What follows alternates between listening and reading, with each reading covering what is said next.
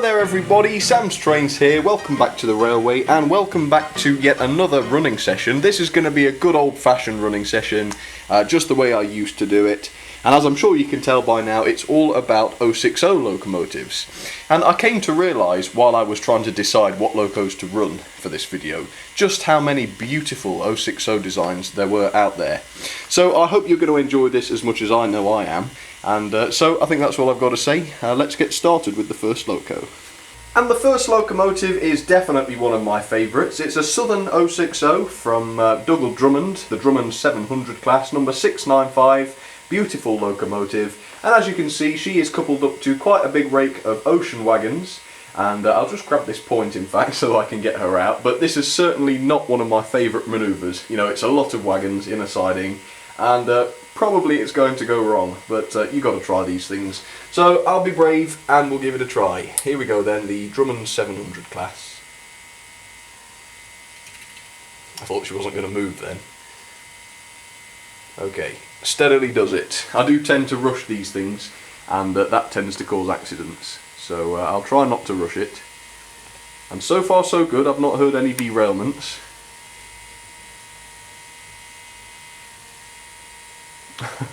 But the loco's stopped. Oh, she has actually cut out. Okay, I'm going to have to give her a push then. Oh, that was going well as well. Come on, off you get. Go on, yeah, you can do it. Okay, I'll stop her, change the point back, if I can. Oh, this is tricky. Okay. Alright, and back she comes then, forwards.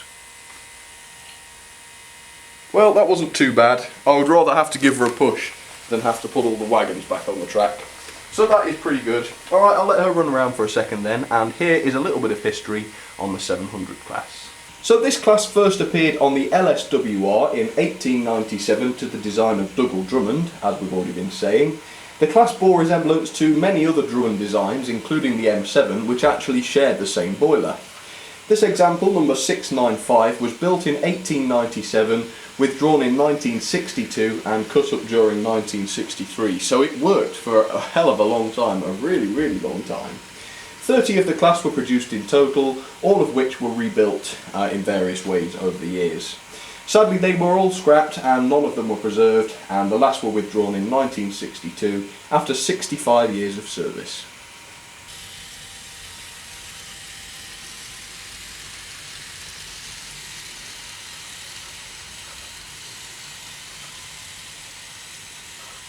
Well, I'm sure we can agree that she really is a beauty. Anyway, I think I'm going to stop her now and I will show you what's up next. Alright, I'll stop her there then. There we go, and as always, she will be running again in just a second. Okay, the second loco of the day coming up. And this locomotive is yet another favourite of mine because I was actually lucky enough to see the only remaining example in real life, and I think I might have even ridden behind it, I'm not sure. But yes, it is the lovely Great Western Colne Class, designed by Charles Colne. I'll tell you more about it later, but she has some Great Western coaches, as you can see, 4 of those, and they do look lovely with her, I must admit. Anyway, let me just get these points open. I think it's just these 2 we need, and I'll head over to the controls and I'll get her started for you, the beautiful Colne Class. Okay, I did have to give her a nudge there, I must admit. But yeah, let's get her onto the second line then. And I'm very, very lucky to have these express points because you can literally just open them and the loco, coming at any speed, can just go through them without any problem at all. And I would have looked like a real idiot if that had derailed, but no, I'm alright. Okay, I'm just going to swap controllers then. Shut the points and get us going forwards. And here's a little bit about the Colne Class for you then. So the Colne Class came a little bit later. It was introduced in 1930 and produced for 18 years. The class, also known as the 2251 class, was intended for medium freight duties, although of course today I've got mine on the passenger run. They closely resembled the Dean Goods class of locomotive as designed by William Dean, but were modernised in several areas, including having tapered boilers. 120 locomotives were produced in total, but sadly only one survived, as I was talking about. And that one is at the South Devon Railway, the SDR, in Devon.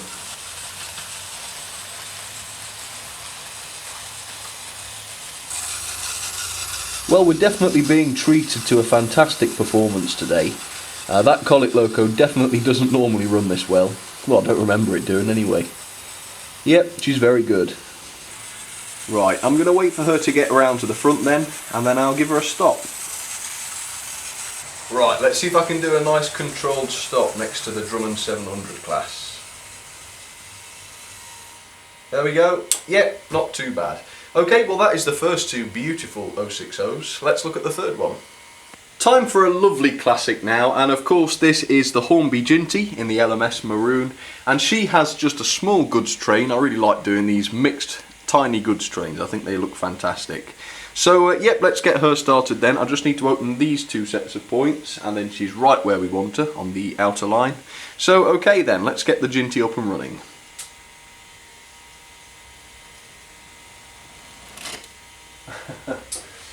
Oh goodness. I have no idea what happened there. I think we might have to try that one again. Oh dear.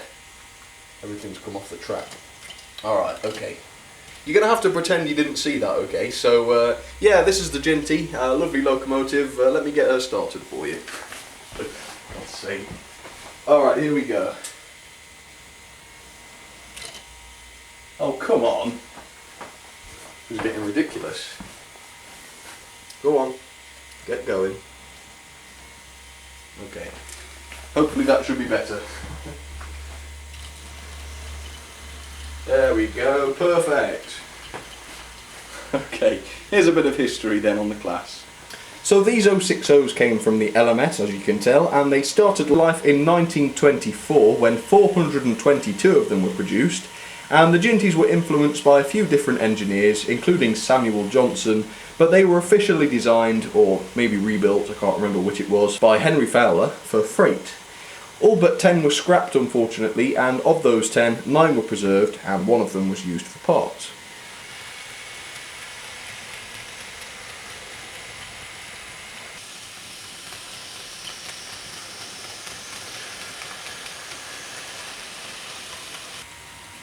Alright, well I'm going to get these other two started to run alongside her then. So the Drummond 700 class first of all, with her lovely wagons, there she goes. And of course the Colne Class. Let's get her started and enjoy this running session with 3 060 locomotives, and 3 very different ones too. Here we are, we've got them all together here, just about.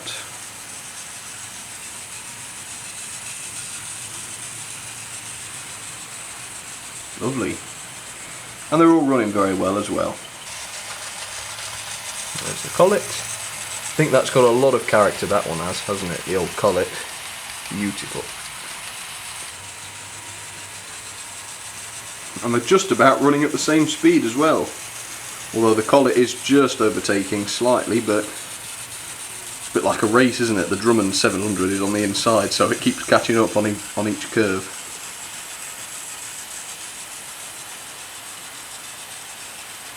It's lovely to see a mainline loco run as well as that. As I say, I honestly can't remember it running that well. It really is impressive. And here comes the Ginty. See if I can get a closer look as she comes past. Yep.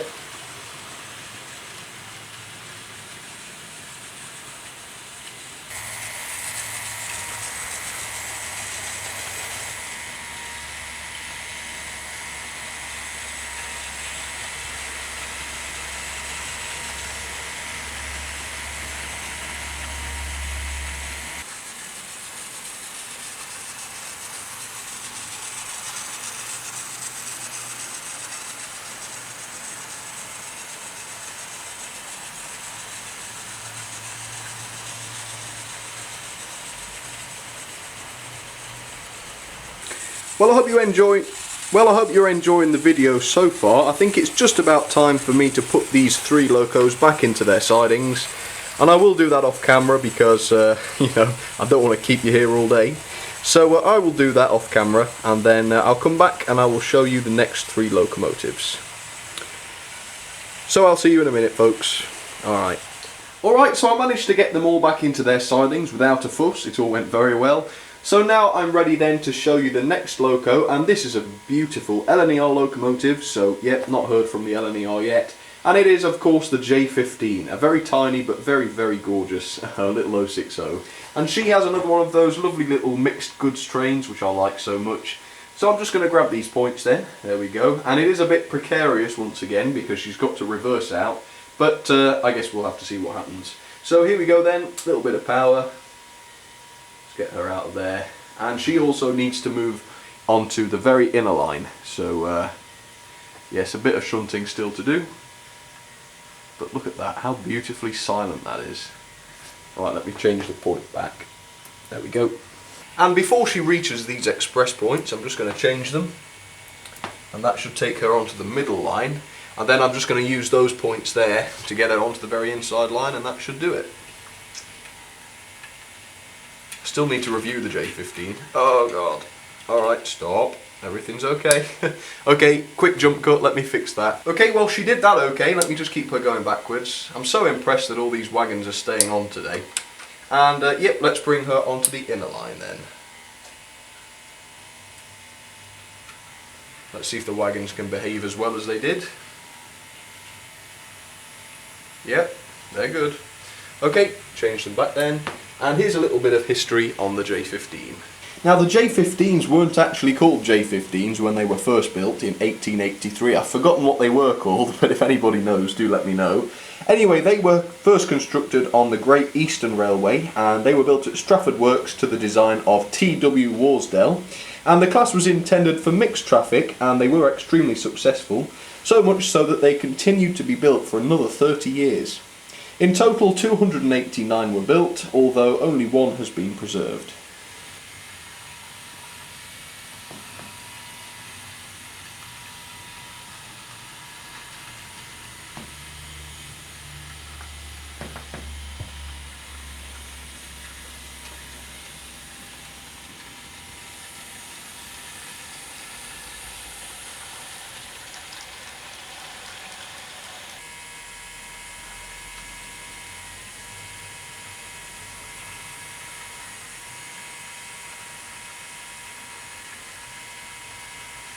A truly superb little model, that one. Anyway, I will stop her there then very briefly while I show you the last two locos of the day. So yeah, without any further ado, let me go and show them to you. And I was wrong about that, there are actually 3 more locomotives to show you because this one is a double header. As you can see, this is what I normally call the Divi 3F, and there's 2 of them. The one at the front is in the matte livery and the one at the back is in the gloss, though unfortunately they both have the same running number, so you'll have to excuse that. Anyway, they have 5 Stanier coaches, which look very lovely with them, I think. So without any further ado, I'll get these points open, just that one there, and let's get them out. So yeah, we'll see how they do this. These are the Triang ones, so they're not that great over points. Sometimes they do cut out, but the fact that they're double heading should help things. So let's give them a try then, the Divi 3F.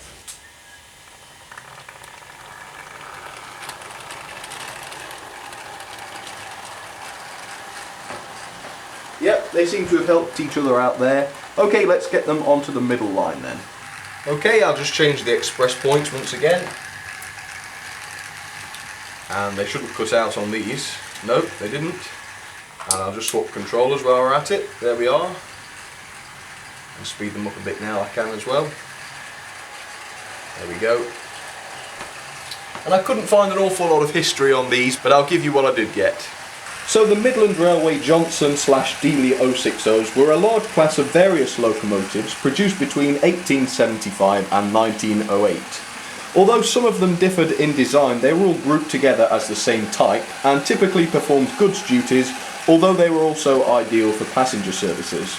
The class was passed to the LMS during the 1923 grouping, and the withdrawal of the class began in 1925, and sadly none were preserved.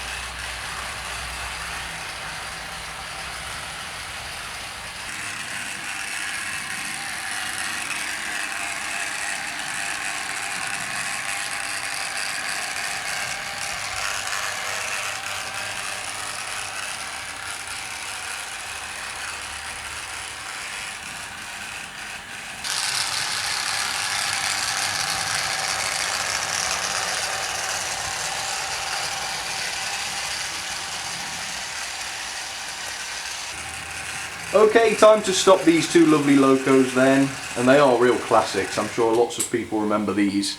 But there they are, they'll be running again in just a second, but there is one more loco still to show you, and would you believe it, it's yet another personal favourite of mine. So yeah, let's go and see it. So this last one is another Southern Region 060, and it is the fantastic Backman C Class, a very, very lovely locomotive. And as you can see, well, you probably can't see actually because it's mostly covered up, but she has 3 Southern coaches, which I thought was a nice small load for a loco like this. So I'll grab the points, and without any further ado, I'm going to get her going. So here we go then, the Backman C Class. What a lovely model this is.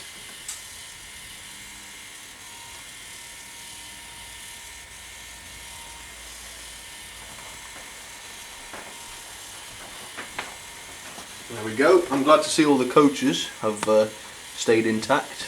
This class was designed by Harry Wainwright for the SECR, which stands for the South Eastern and Chatham Railway, and these were also intended for freight, but they did fill passenger duties too, so a little bit like the Divi 3Fs in that sense. In 1923 the class became part of the Southern Railway, where they performed mainly passenger duties, having been fitted with carriage heating equipment. 109 were produced in total between 1900 and 1908, but sadly only one was preserved.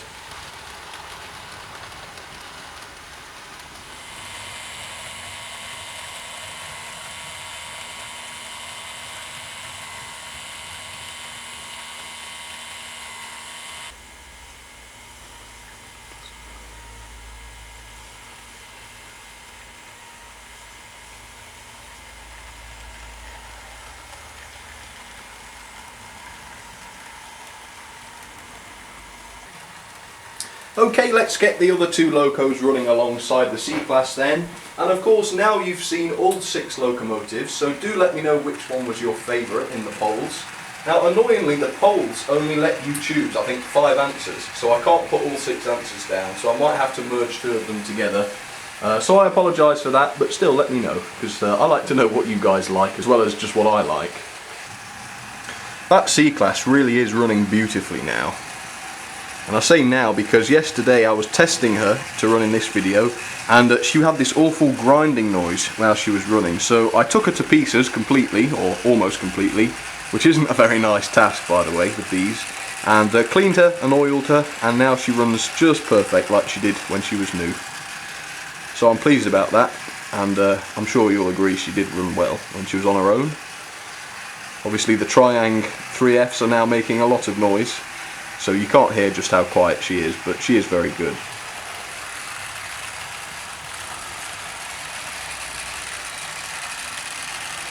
I think they look lovely double-headed, don't they?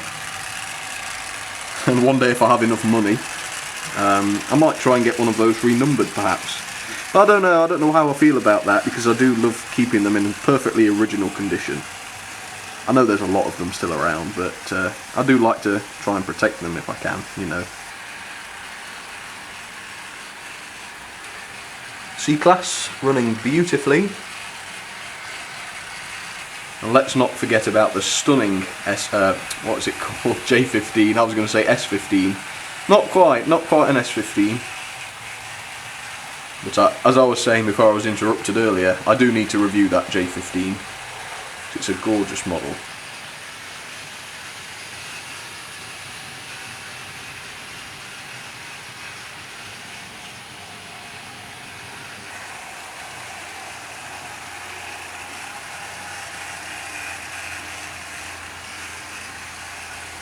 Quick shout out to Amory Junction then, if that's how you say your name.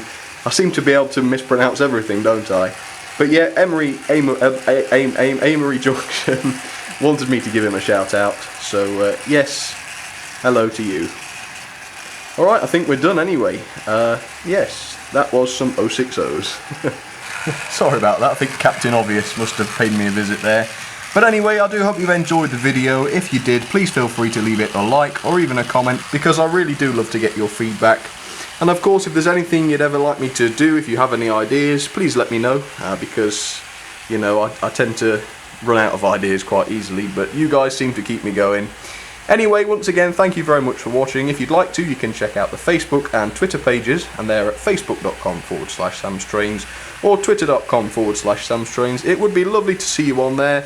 And also, don't forget, if you have any artwork or photographs you'd like to send in to have put up on the Wall of Fame, you can do that absolutely free. I just do it because I want to thank you for, you know, being here and supporting me. So there they are. You can send those in to samstrains@outlook.com, and I can put yours up on the wall. But for now, folks, thank you very much for watching once again, and I will see you all very soon. Cheers, everybody.